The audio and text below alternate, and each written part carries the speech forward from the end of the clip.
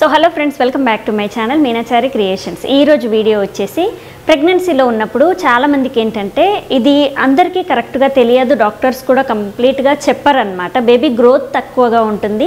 So మీరు baby growth పెంచుకోవడానికి food అనేది మంచిగా తీసుకోండి అని చెప్తూ ఉంటారు, కానీ బేబీ గ్రోత్ తగ్గిపోవడానికి మెయిన్ రీజన్ ఒకటి ఉంటుంది అనమాట. అదేంటంటే బేబీకి బ్లడ్ సర్క్యులేషన్ అనేది సరిగా అవ్వదు. సో బేబీకి బ్లడ్ సర్క్యులేషన్ అవ్వకపోతే ఇంకా మనకి బేబీ గ్రోతింగ్ అనేది ఉండదన్నమాట. సో మెయిన్గా మనకి ఏంటంటే బేబీకి బ్లడ్ సర్క్యులేషన్ అనేది కరెక్ట్గా అయ్యి అన్ని రకాలుగా బేబీ గ్రోత్ బాగుండాలి అని అంటే మాత్రం ఇది మెయిన్ పాయింట్ అనమాట. సో దీని గురించి ఒక కామెంట్ అనేది వచ్చింది. సో తను నాకు 2-3 డేస్ నుంచి మెన్షన్ చేసి చెప్తున్నారనమాట. సో నేను ఆల్రెడీ కామెంట్కి రిప్లై అనేది ఇచ్చాను, కానీ ఇంకా క్లియర్గా ఎక్స్ప్లెనేషన్ ఇస్తే తనకి అవుతుంది డౌట్. అండ్ మీరు కూడా కొంతమంది బేబీ గ్రోత్ పెరగడానికి ఇది మెయిన్గా మనం తెలుసుకోవాల్సింది ఇది అని మీకు అందరికీ తెలుస్తుంది అనేసి ఈరోజు ఈ వీడియో అనేది షేర్ చేస్తున్నాను.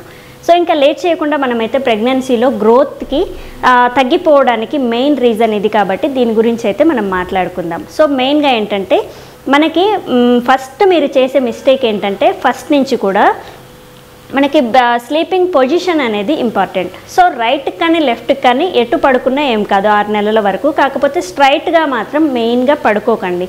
సో స్ట్రైట్గా పడుకోవడం వల్ల ఏంటంటే ఆ బేబీకి మనకి మామూలుగా ఒక బొడ్డు తాడు ఉంటుంది కదా, అది అనేది కొంచెం స్ట్రైట్గా అయిపోయి బేబీకి బ్లడ్ సర్క్యులేషన్ అనేది సరిగా అవ్వదు.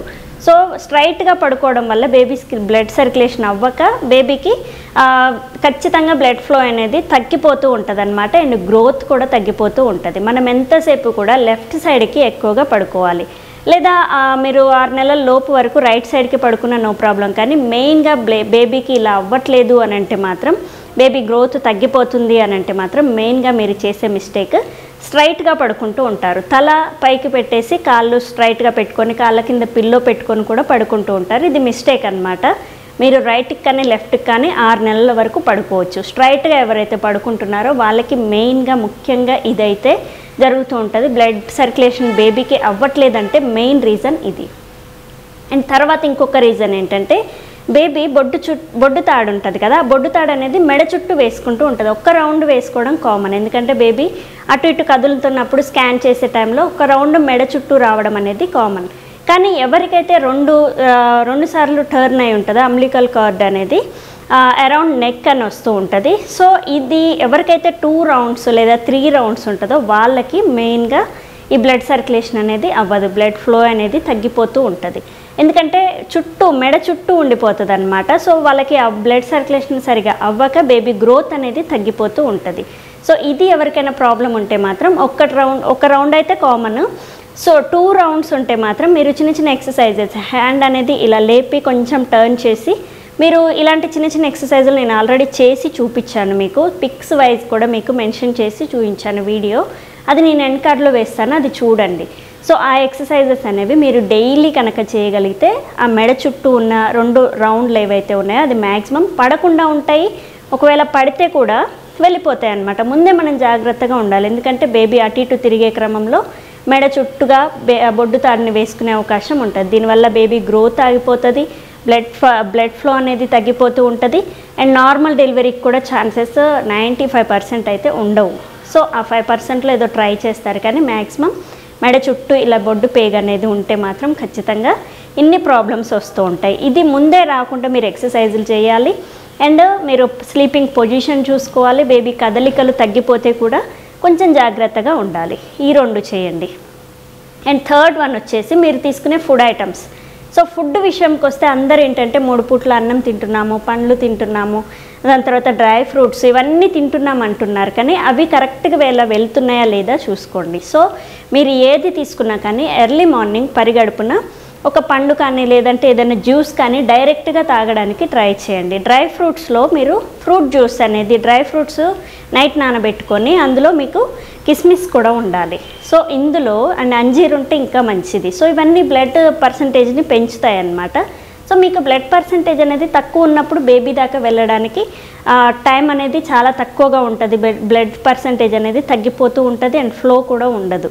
సో అలాంటప్పుడు మనం ఫుడ్ ఐటమ్స్ మంచి తీసుకొని డైరెక్ట్ రక్తంలో కలిసేవి ఆహార పదార్థాలు తీసుకుంటే మాత్రం బ్లడ్ అనేది ఇంప్రూవ్ అవుతుంది అండ్ సర్క్యులేషన్ కూడా బాగుంటుంది. సో మీకు బ్లడ్ గ్రో అవుతుంది అండ్ బేబీకి కూడా మీరు బ్లడ్ ఇవ్వడానికి చాలా బాగుంటుంది. సో ఖచ్చితంగా డైరెక్ట్గా మీకు జ్యూస్ లాగా చేసుకొని తాగడం చాలా మంచిది. ఫ్రూట్ కంటే కూడా ఫ్రూట్స్ కూడా తినండి, అందులో ఫైబర్ ఉంటుంది కాబట్టి. కానీ ఈ మిక్స్ చేసిన జ్యూస్లో కూడా ఫైబర్ అనేది తీసేయకుండా తాగాలి. సో ఇలా డ్రై ఫ్రూట్స్ని అండ్ జ్యూస్ ఫ్రూట్స్ లేదా వెజిటబుల్స్ కూడా టమాటో జ్యూస్ చేసుకోవచ్చు, క్యారెట్ అండ్ బీట్రూట్, కీరా, ఇవన్నీ కూడా బ్లడ్ పర్సంటేజ్ని బాగా అమాంతం పెంచుతాయి అన్నమాట. దాంట్లో కొంచెం తులసాకు కూడా వేసుకొని చేయొచ్చు. మీరు ఇలా జ్యూస్ ఎవరైతే తాగుతారో వాళ్ళకి బ్లడ్ ఇంప్రూవ్మెంట్ అనేది చాలా బాగుంటుంది.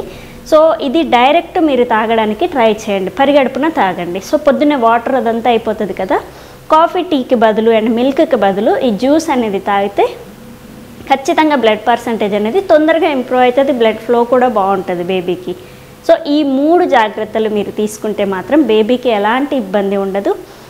ఏం చేసినా కానీ టెన్షన్ పడొద్దు. సో టెన్షన్ పడకుండా కూల్గా ఉంటే మాత్రం బెస్ట్ రిజల్ట్ అయితే మీకు ఉంటుంది. సో ఖచ్చితంగా ట్రై చేయండి. ఈ 3 ట్రిక్స్ ట్రై చేస్తే మీకు ఎలాంటి ఇబ్బంది ఉండదు. అండ్ ఇలా కూడా అవ్వట్లేదు అని అంటే అప్పుడు ఇంజెక్షన్స్కి వెళ్ళొచ్చు మీరు.